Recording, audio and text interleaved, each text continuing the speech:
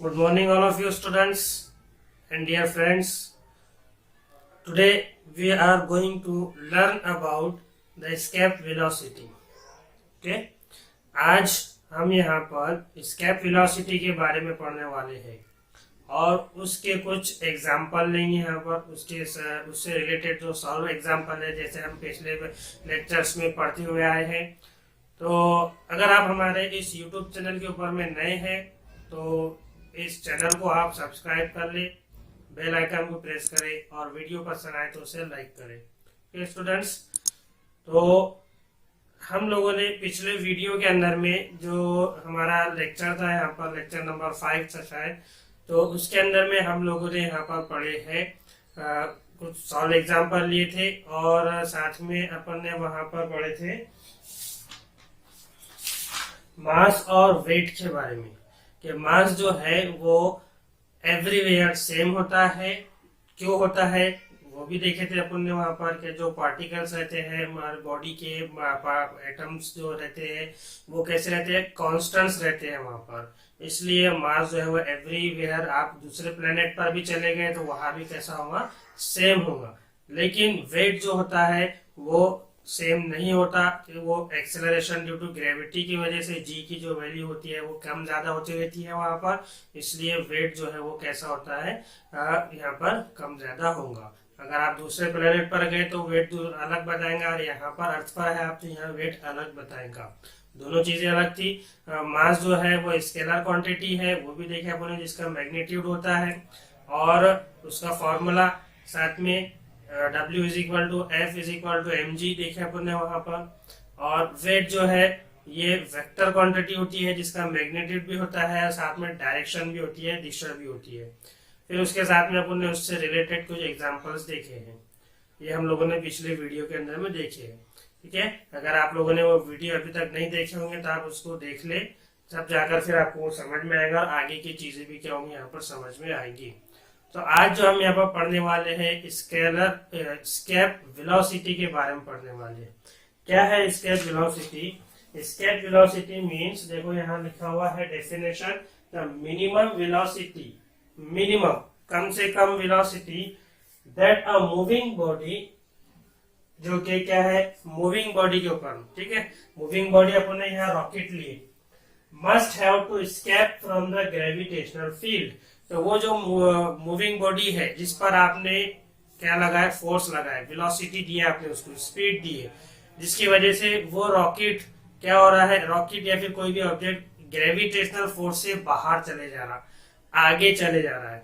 ठीक है, बहुत दूर चले जा रहा है। Of earth move outward into space, कहाँ जा रहा है वो, आउटवर्ड इनटू स्पेस। हमारे जो ग्रेविटेशनल फील्ड है अर्थ की उससे दूर, इन्फिनिट, वहां पर क्या हो रहा है, वो स्पेस के अंदर में चले जा रहा है।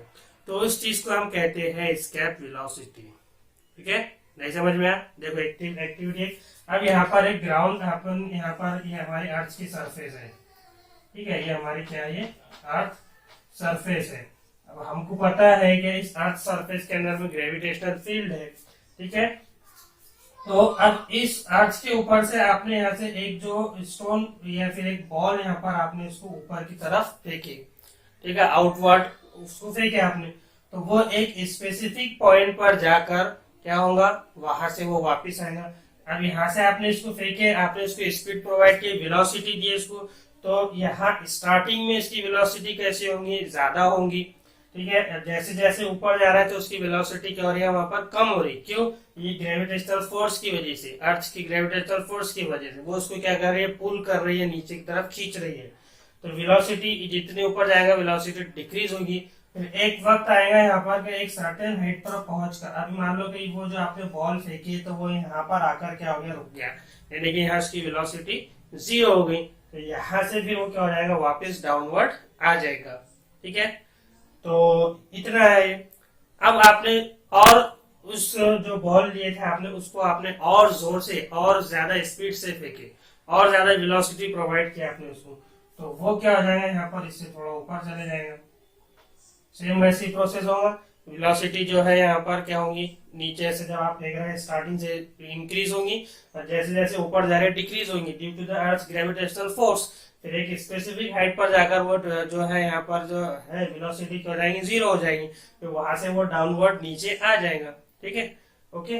अब अपन ने अगर ये बॉल को जो आपने यहाँ पर फेंके उसको इतनी जोर से फेंके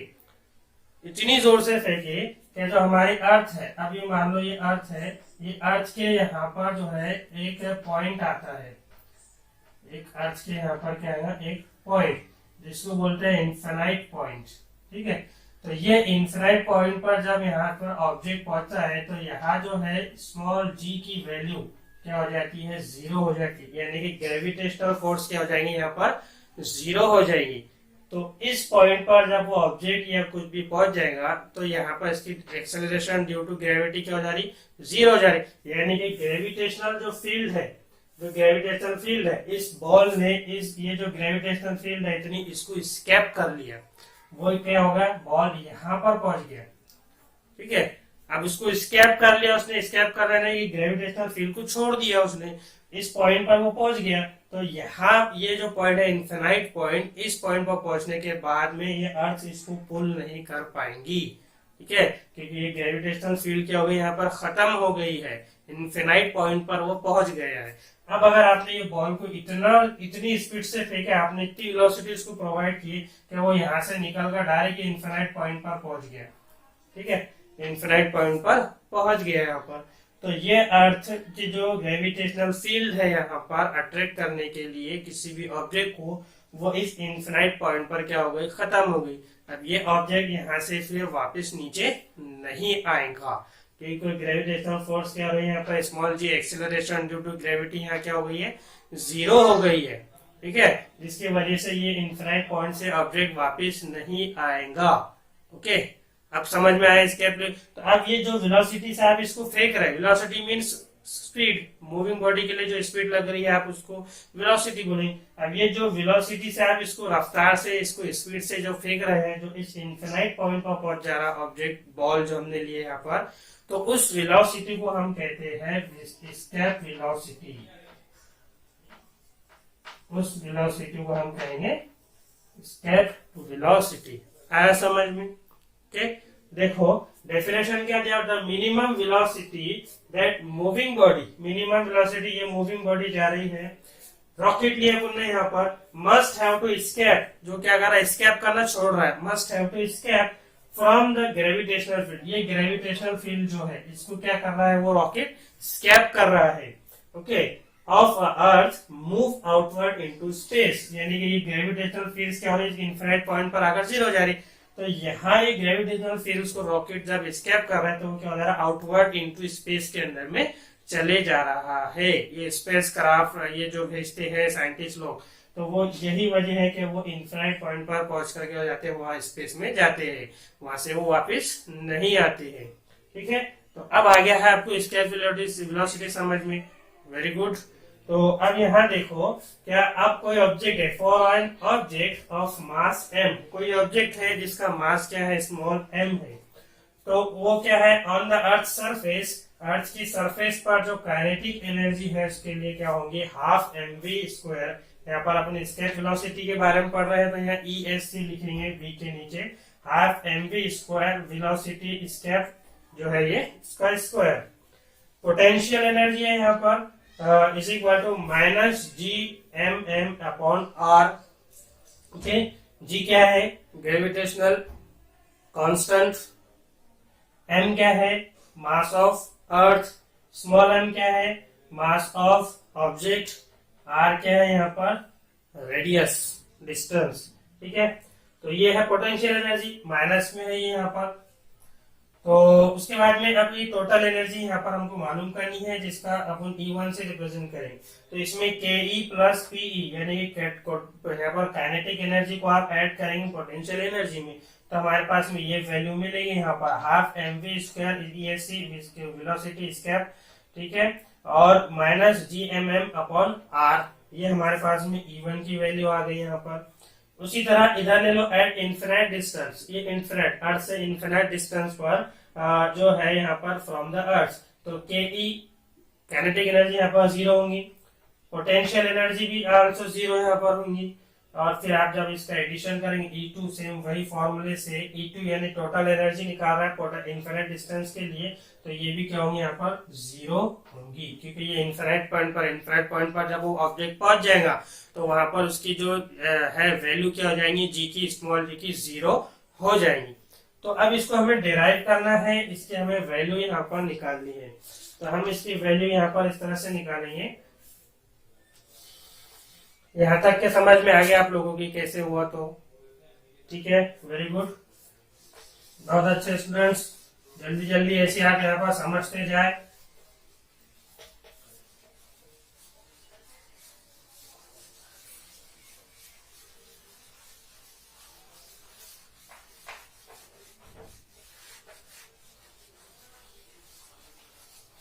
वीडियो को पॉज करके आप ये सारी नोट्स वगैरह यहाँ पर लिख सकते हैं, लिखते जाए, साथ में समझते जाए। तो अब यहाँ पर हमारे को इसका डेराइव करना है यहाँ पर स्टेप वेलोसिटी को। तो हम क्या रहे पाठ में एक प्रिंसिपल है, from the principle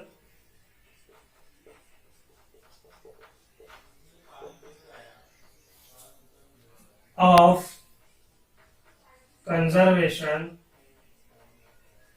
of energy. ठीक है, ये वाला कंजर्वेशन ऑफ एनर्जी का हमारे पास प्रिंसिपल है। इसके अंदर में हमारे पास यहाँ पर E1 is equal to E2 दिया हुआ है। ठीक है, E1 की वैल्यू क्या है इसमें भी अपन ने निकाले, यहाँ पर half mv square ESC escape velocity minus g mm upon r और इज इक्वल टू E2 की वैल्यू इनफाइनाइट पॉइंट पर जीरो आई थी। ठीक है, E2 की वैल्यू इनफाइनाइट पॉइंट पर यहाँ पर जीरो आई है। तो अब हम क्या करेंगे, यहाँ पर हमको मालूम क्या करना है, एस्केप वेलोसिटी। तो हम एस्केप वेलोसिटी इधर लिख लेंगे यहाँ पर इज इक्वल टू हाफ, क्या होगा यहाँ पर, ये 2 जो है ये इधर चले जाएगा, 2gmm अपॉन r, ये हो गया। ठीक है, अब यहाँ पर हमारे को इसको सॉल्व करना है। VESC इज इक्वल टू क्या हो रहा है यहाँ पर, बोलो क्या हो रहा है? अब इसमें आप देखो यहाँ पर क्या दिया हुआ है, हमें यहाँ पर 2gmm दिया हुआ है अपॉन r दिया हुआ है। ठीक है, तो यहाँ पर देखो ये जो वाली इक्वेशन है इसके अंदर में कुछ कैंसलेशन होता है क्या? ठीक है, ये m और ये m कैंसल हो गया, यहाँ पे क्या हो गया, ये कैंसल हो गया। तो यहाँ पर हम ये m लिखेंगे नहीं, तो ये हो गया 2gm अपॉन r। ओके, अब हमें क्या करना है, यहाँ पर जो है इसको अंडर रूट में यहाँ पर डालना है हमारे को इस तरह से।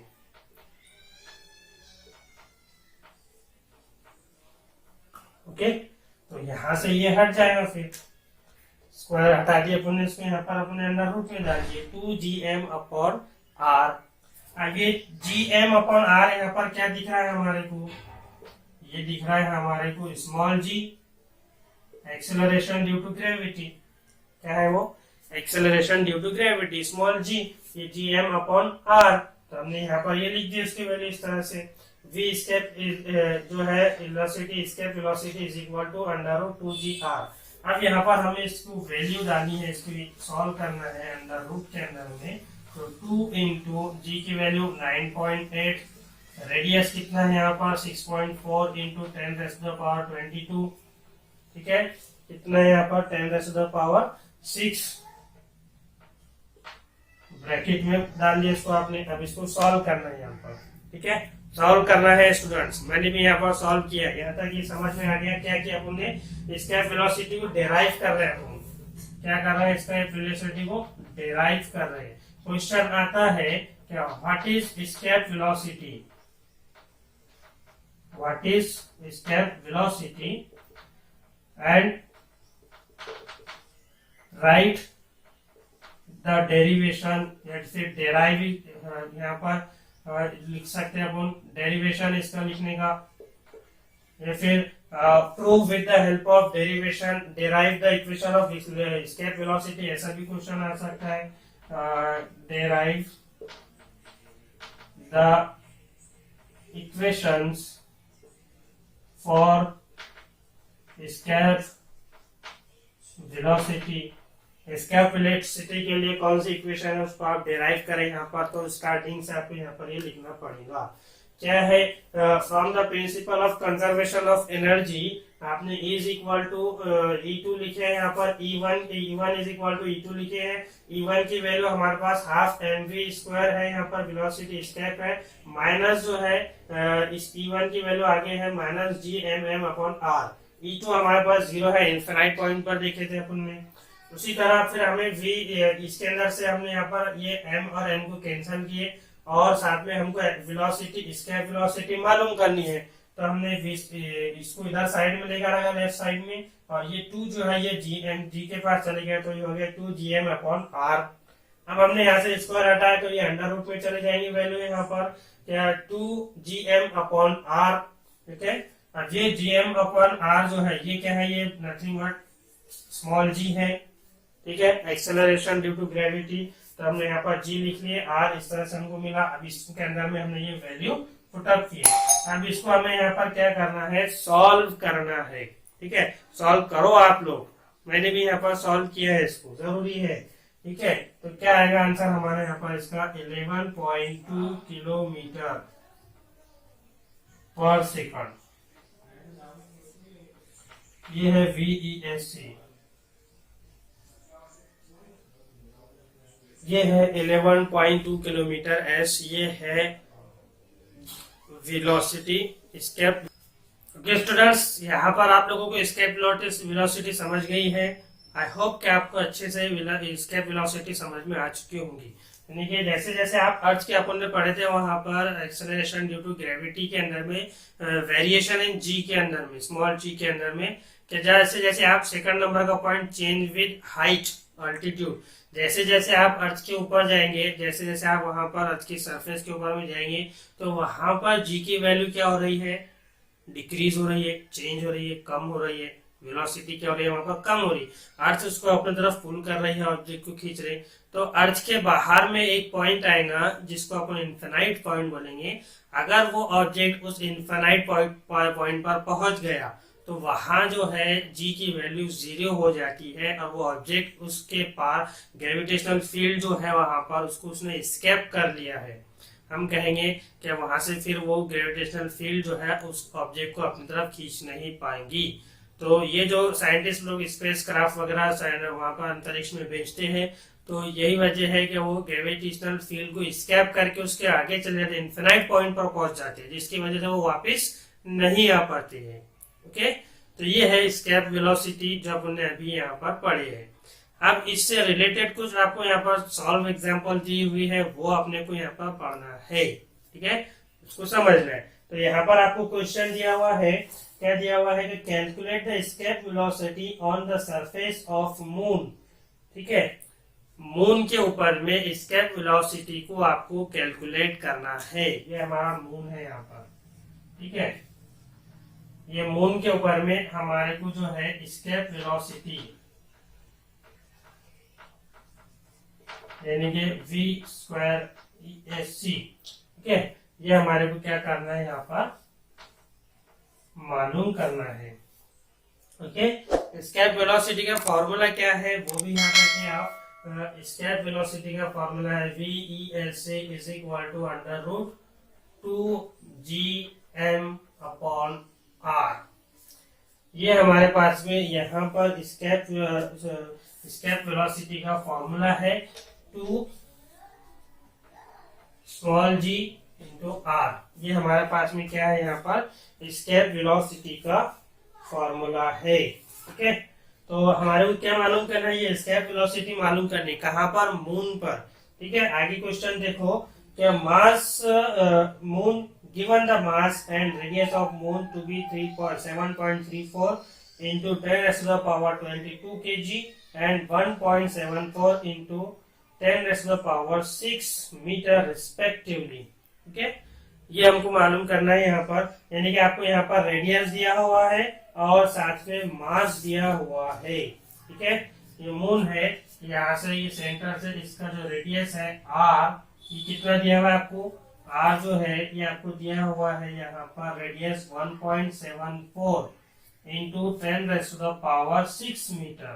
कितना दिया हुआ है आर, अपन यहाँ पर गिवन लिख लेंगे,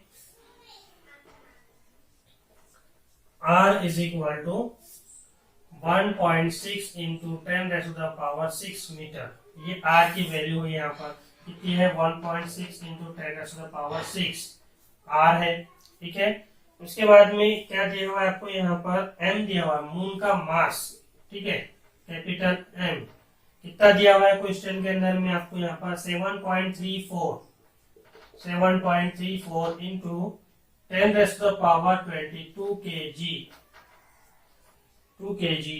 ठीक है, मून का मास ये गिवन लिख लो अपन यहाँ पर 7.34 इंटू 10⁻22 kg, ये दिया हुआ है।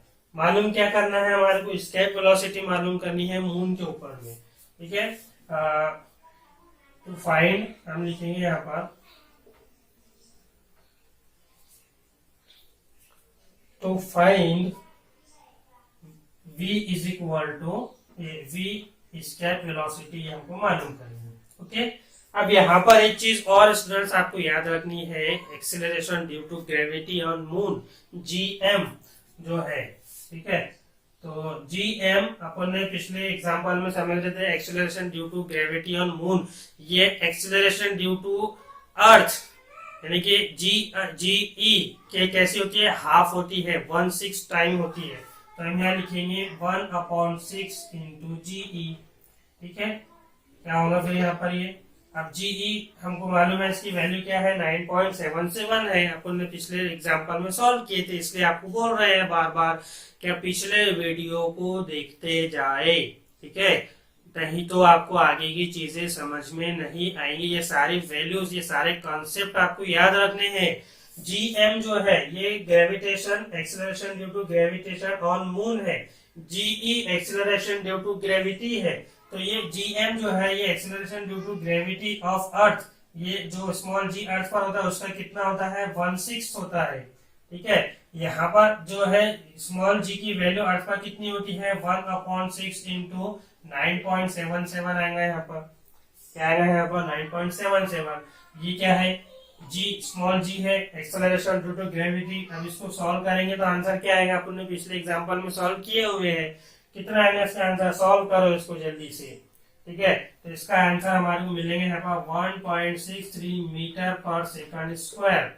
ये आ गए हमारे पास में स्मॉल gm की वैल्यू, इसकी वैल्यू ये है स्मॉल gm। आया समझ में, क्या किया हमने, देखो आपको क्या करना है, क्वेश्चन में आपको एस्केप वेलोसिटी कैलकुलेट करनी है मून के ऊपर में। ठीक है, v² ESC आपको यहाँ पर मालूम करनी है मून पर। आपको गिवन क्या दिया हुआ है, यहाँ पर मून का मास दिया हुआ है 7.34 इंटू 10⁻22 kg। मून का रेडियस दिया हुआ है यहाँ पर आपको 1.6 इंटू 10⁻6 मीटर। और अपन ने यहाँ पर ये निकाले हैं स्मॉल gm जो है acceleration due to gravity on moon. ये acceleration due to gravity on moon जो है ये अर्थ के 1/6 टाइम होती है। उसको इस तरह से सॉल्व किए तो हम लोग को स्मॉल gm की वैल्यू मिली 1.63 मीटर पर सेकंड स्क्वायर। यहाँ तक समझ में आया? ओके, बहुत अच्छी बात है। अब हमारे को यहाँ पर इसको सॉल्व करना है। हमारे पास फॉर्मूला क्या है, ये फॉर्मूला है हमारे पास। ठीक है, ये फॉर्मूला है हमारे पास v² ESC √2gr हो गया। ये फॉर्मूला है एक, और साथ में एक ये भी फॉर्मूला है हमारे पास VESC √2gm/r। ये दो फॉर्मूले हैं यहाँ पर हमारे पास में। ठीक है, तो अब यहाँ पर हम क्या करेंगे, कौन सा फॉर्मूला यूज करेंगे अपन यहाँ पर। देखो आपके पास मून का मास दिया हुआ है, रेडियस दिया हुआ है, स्मॉल g की वैल्यू दी हुई है आपके पास। ठीक है, स्मॉल g की वैल्यू आपको यहाँ पर दी हुई है। तो क्या निकालना है मालूम, कैसे मालूम करेंगे आप यहाँ पे, बताओ जल्दी। आप ये वाला फॉर्मूला करके भी इसको सॉल्व कर सकते हैं, और ये वाला फॉर्मूला, दोनों फॉर्मूले से हमको यहाँ पर आंसर मिलेगा। ठीक है, तो इजी जो है अपन ये वाला देखते हैं, इसके अंदर में क्या किस तरह से यहाँ पर ये हो रहा है तैयार। तो ये देखेंगे अपन,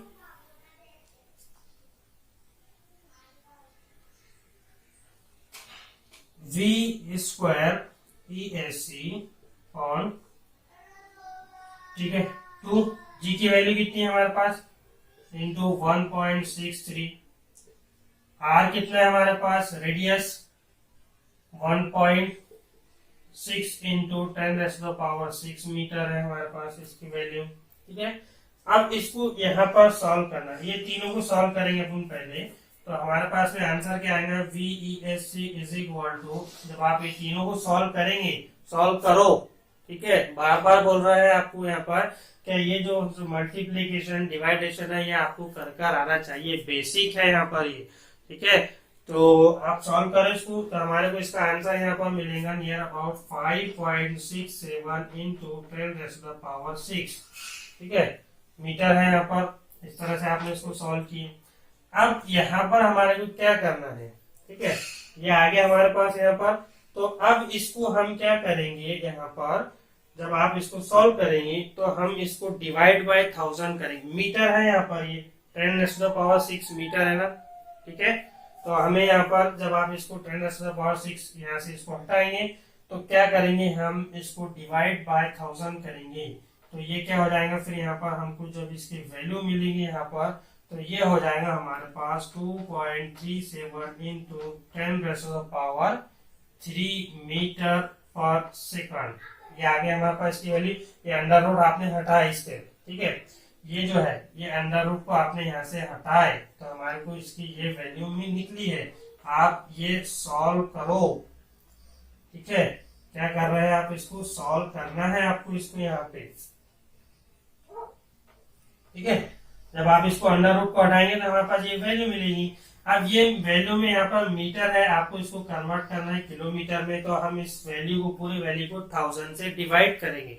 1000 से डिवाइड करेंगे तो ये 10⁻³ जो है ये हट जाएगा यहाँ से, ठीक है, 10⁻³ क्या हो जाएगा, यहाँ से हट जाएगा। तो हमारे को आंसर मिलेगा यहाँ पर 2.37 किलोमीटर पर सेकंड। ये हुई यहाँ पर v escape velocity on the moon. बहुत इजी है, ठीक है। क्या है कि हमने ये वाला फॉर्मूला यूज किया है यहाँ पर, ओके। तो इस फॉर्मूले के अंदर में हमने 2gr जो है अंडर रूट के अंदर में ये वैल्यू पुट अप किए। g जो है उसकी वैल्यू क्या है हमारे पास 1.63 है, और r क्या है हमारे पास 1.6 इंटू 10⁻⁶ है। इसको सॉल्व किया आपने ये तीनों वैल्यू को, तो हमें 5.67 मिला, 10⁻⁶ जैसा का वैसा। फिर आपने अंडर रूट को हटाए यहाँ से, तो यहाँ पर हमारे पास का 5.67 का अंडर रूट कैसे आया, 2.37 आया, और ये हटाएंगे तो 10⁻³ हो जाएगा। फिर इस वैल्यू को आपने यहाँ पर क्या किया है, डिवाइड बाय 1000, इसको आपने 1000 से डिवाइड किए हैं, ठीक है। 1000 से डिवाइड करने के बाद में ये जो 10⁻³ है ये क्या हो जाएगा, यहाँ पर हट जाएगा, तो हमें ये वैल्यू मिलेंगी जो कि हमारा इस सॉल्व एग्जांपल का आंसर है। तो हम क्या बोले थे उन्होंने यहाँ पर आपको, calculate the escape velocity on moon, तो हम बोलेंगे कि the escape velocity on the moon is 2.37 kilometre पर सेकंड। हम लिखेंगे यहाँ पर इस तरह से, the escape velocity on the moon is 2.37 kilometre पर सेकंड। ये हमारे को आंसर यहाँ पर मिलेगा, ठीक है। ये है आपकी सॉल्व एग्जांपल एस्केप वेलोसिटी से रिलेटेड। एक्सरसाइज में एक क्वेश्चन है इससे रिलेटेड, नंबर 4 नाम का आपका यहाँ पर जो क्वेश्चन है, आंसर द फॉलोइंग क्वेश्चन के अंदर में नंबर 4, ठीक है। क्या दिया हुआ है आपको वहां पर, क्या late the period of revolution of a planet. देखो अब यहाँ पर हमारे को केप्लर्स लॉ की जरूरत पड़ेगी, ओके। तो हम लोगों ने एस्केप वेलोसिटी पढ़े हैं, उसकी एग्जांपल देख ली। अब हमें केप्लर्स लॉ के बारे में और रिपीट करना है। पिछले स्टार्टिंग के जो वीडियो है हमारा लेक्चर, उसमें केप्लर्स लॉ के बारे में आपको बताया हुआ है, आप वहां से भी पढ़ सकते हैं। यहाँ पर अभी और रिपीट अपन कर रहे हैं। क्या है केप्लर्स लॉ, क्या एक और जो प्लैनेट्स होते हैं वो अपने जो सेंटर होता है, जो स्टार होता है सन, उसके सराउंडिंग में रोटेट करता है, इलेप्टिकल पाथवे होता है वो, ठीक है। तो एक रिवॉल्यूशन के लिए वहां पर उस प्लैनेट को सन के सराउंडिंग में, अराउंड में एक रिवॉल्यूशन के लिए जो टाइम लग रहा है उसको टाइम बोलेंगे, टाइम पीरियड, ठीक है, उसका स्क्वायर। और जो डिस्टेंस है उस प्लेनेट का फ्रॉम द अर्थ, वो क्या हो रहा है वहां पर चेंज होते रह रहे हैं, तो उसके लिए अपने एवरेज डिस्टेंस लिए थे वहां पर, ठीक है, तो वो एवरेज डिस्टेंस का क्यूब, उस एवरेज डिस्टेंस का क्यूब, ठीक है, ये है वहां पर केपलर्स लॉ, अपन ने जो पढ़े थे। नहीं समझ में आया ना, ठीक है, अपन उसको डबल से अभी और पढ़ते हैं। तो स्टूडेंट्स, केपलर लॉ क्या है, what is mean by Kepler's law, बहुत इंपॉर्टेंट है, इस पर क्वेश्चन आते हैं केपलर्स के तीनों लॉ के ऊपर में। Write down the Kepler's law, write down the Kepler's first second third law, ऐसा भी आता है, इसको एक्सप्लेन करने का भी आता है। तो हम देख रहे हैं केपलर्स का थर्ड लॉ, ठीक है, केपलर्स लॉ कौन से वाला, थर्ड वाला, ओके। अब यहाँ पर ये है आपके पास में सन है, ठीक है, सन के सराउंडिंग में यहाँ पर क्या हो रहा है, ये ऑर्बिट है, इलेप्टिकल ऑर्बिट, जो कि केपलर्स में देखा था, ठीक है, ये इलेप्टिकल ऑर्बिट है, ये सन है।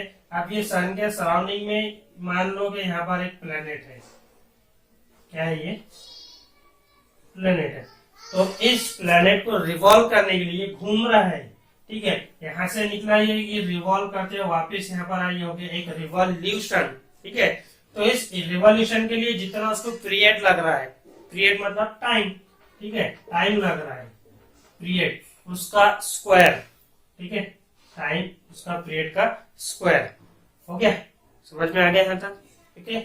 अब ये यहाँ से जो है अपन ने यहाँ एक लाइन खींच ली है, ठीक है, प्लेनेट से सन तक, तो ये क्या है यहाँ पर, ये इसका डिस्टेंस को बता रही है, ये यहाँ पर आर को बता रही है, ठीक है। अब मान लो कि ये प्लैनेट्स यहाँ पर आ गया, यहाँ आ गया ये प्लैनेट, ठीक है, तो ये प्लैनेट का डिस्टेंस यहाँ क्या हो गया, कम हो गया सन से। अब फिर ये प्लैनेट घूमते घूमते और यहाँ पर देखो इधर आ गया, ठीक है, इधर आ गया ये प्लैनेट, तो ये डिस्टेंस क्या हो गया, यहाँ पर इसका बढ़ गया, आर जो है यहाँ पर क्या हो गया, बढ़ गया है। तो हम कहेंगे क्या ये जो प्लेनेट है, ये इसको रिवॉल्यूशन के लिए जो पीरियड लग रहा है, एक रिवॉल्यूशन के लिए जितना पीरियड लग रहा है वो क्या है, टाइम स्क्वायर है, पीरियड टाइम स्क्वायर, ठीक है, जितना टाइम लग रहा है उसका स्क्वायर प्लेनेट को घूमने के लिए। लेकिन हम यहाँ ये देख रहे हैं कि जब ये रिवॉल्व कर रहा है प्लेनेट, तो यहाँ पर डिस्टेंस क्या हो रहा है, चेंज होते जा रहा है, ठीक है, क्या हो रहा है, चेंज हो रहा है। तो हम यहाँ लेंगे इसका एवरेज डिस्टेंस, हमने यहाँ पर कैपिटल आर, क्या है इसका एवरेज डिस्टेंस, यहाँ पर कैपिटल आर।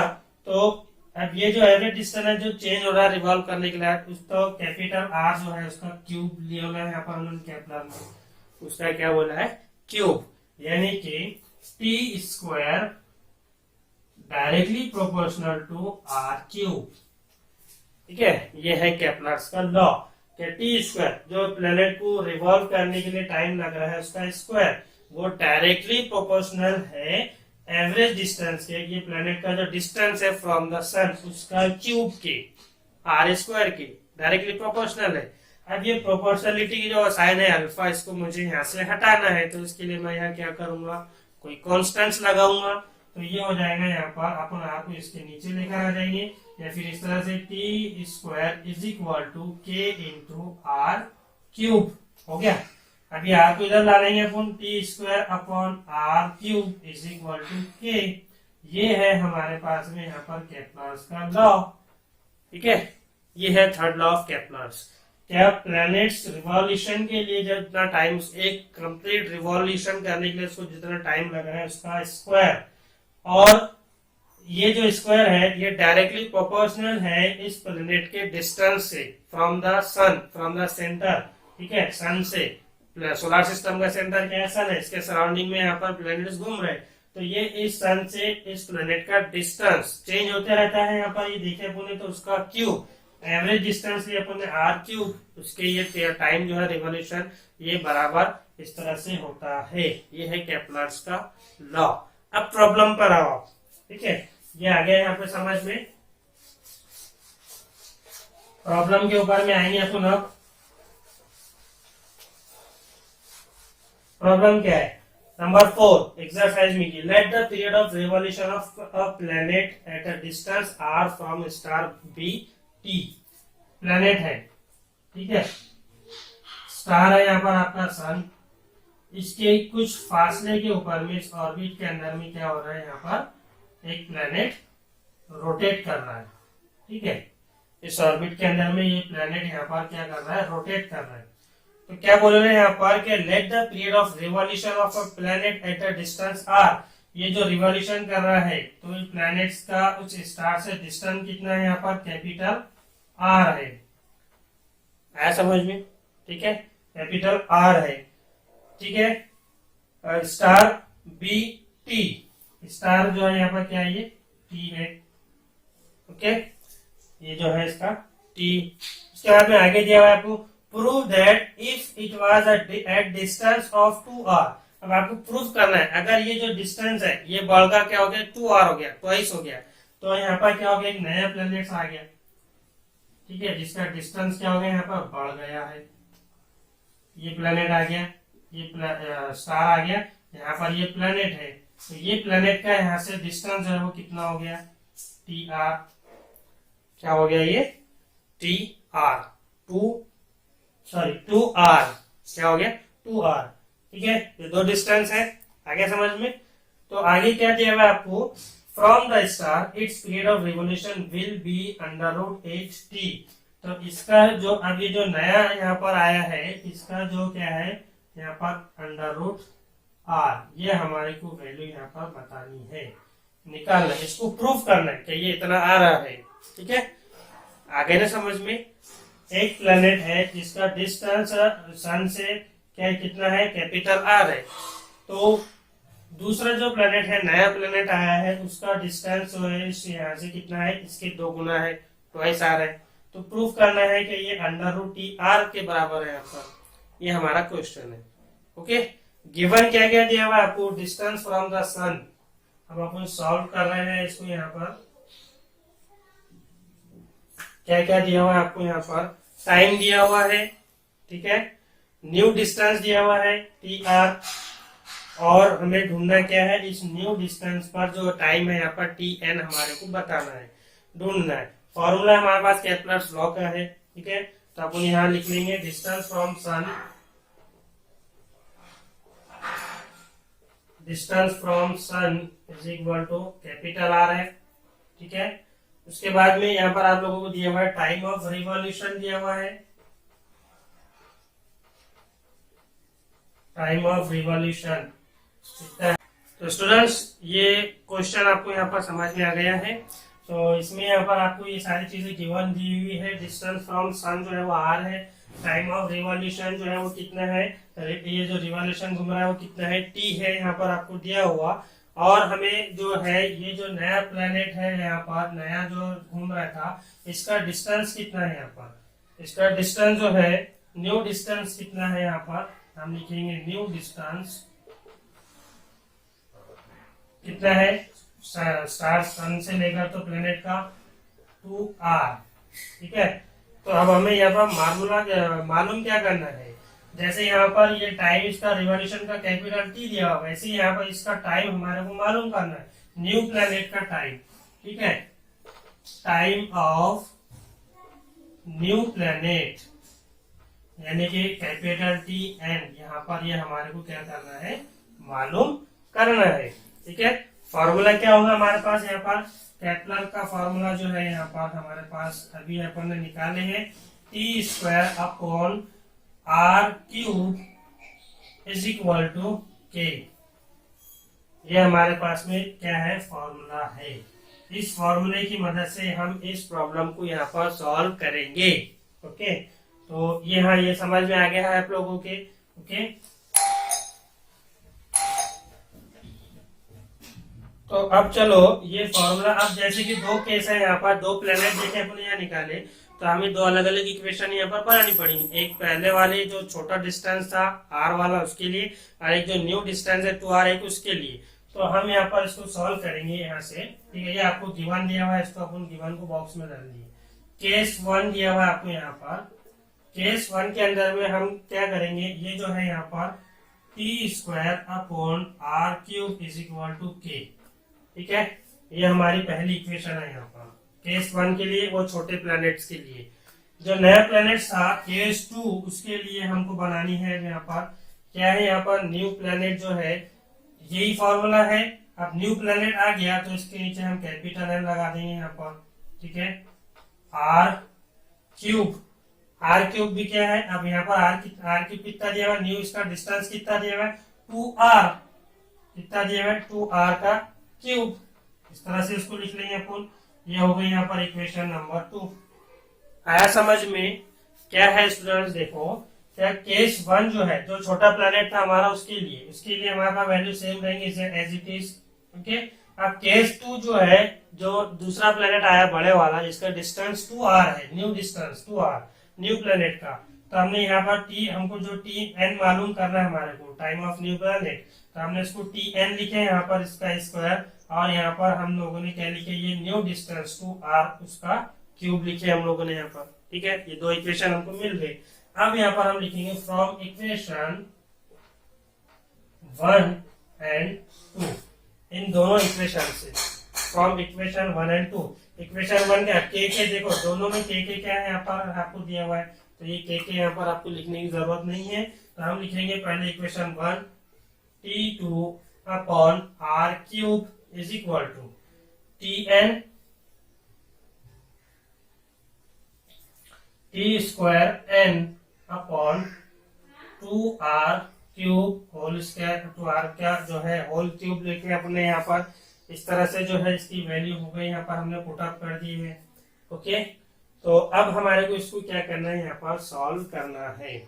तो यहाँ पर कुछ कैंसिलेशन, अब ये देखो, ये जो है यहाँ पर इसका क्या है, यहाँ पर ये जब आप यहाँ पर सॉल्व कर रहे हैं इसको, तो इसको इस तरह से लिखेंगे अपन, T2r cube is equal to T square new planet का।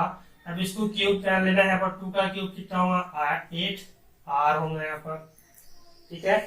8r हो गया यहाँ पर इस तरह से,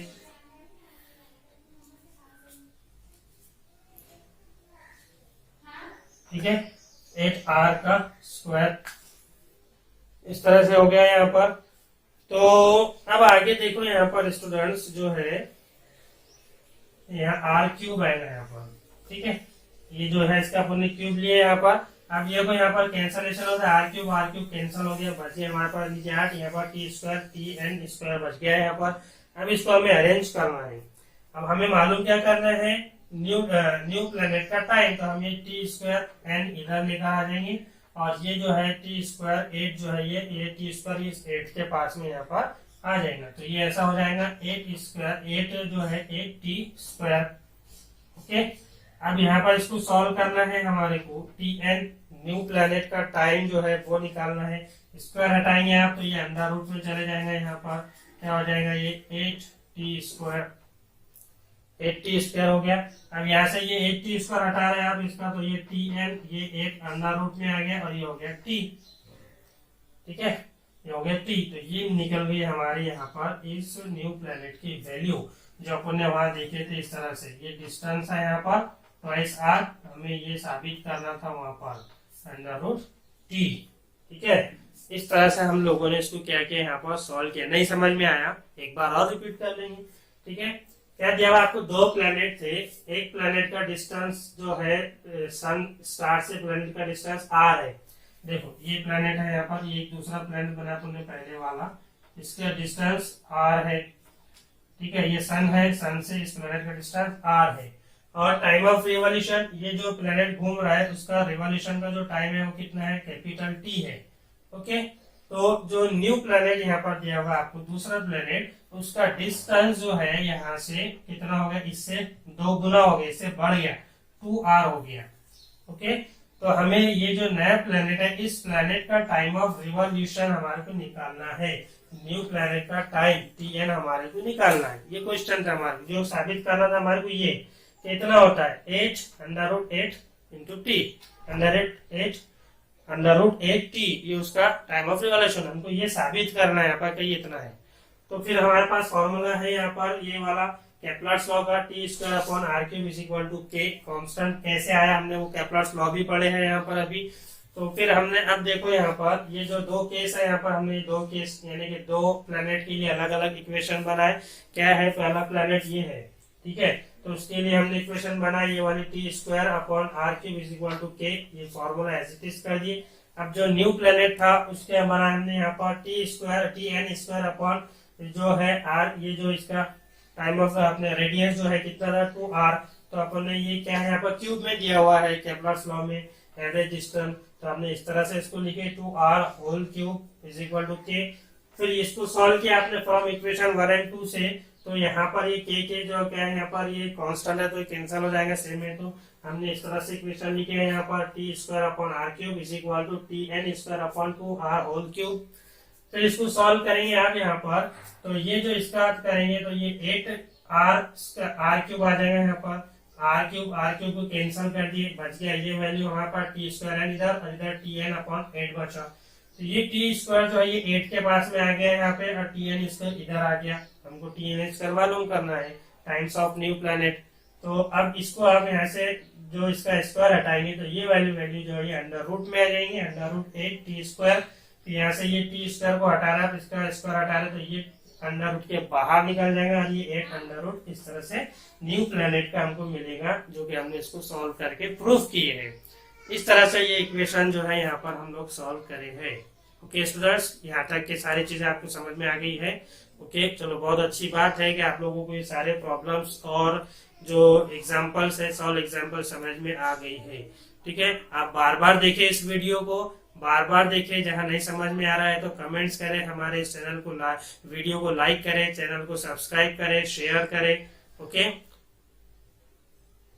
तो आई होप कि आपको ये सारे कंसेप्ट जो है इस एस्केप वेलोसिटी से रिलेटेड, केप्लर्स लॉ से रिलेटेड और ये सॉल्व एग्जांपल समझ में आ चुकी होंगी नहीं बल्कि समझ में आ चुकी है। ठीक है ना, इसलिए students thank you for watching the video. Goodbye. Have a nice day to all of you.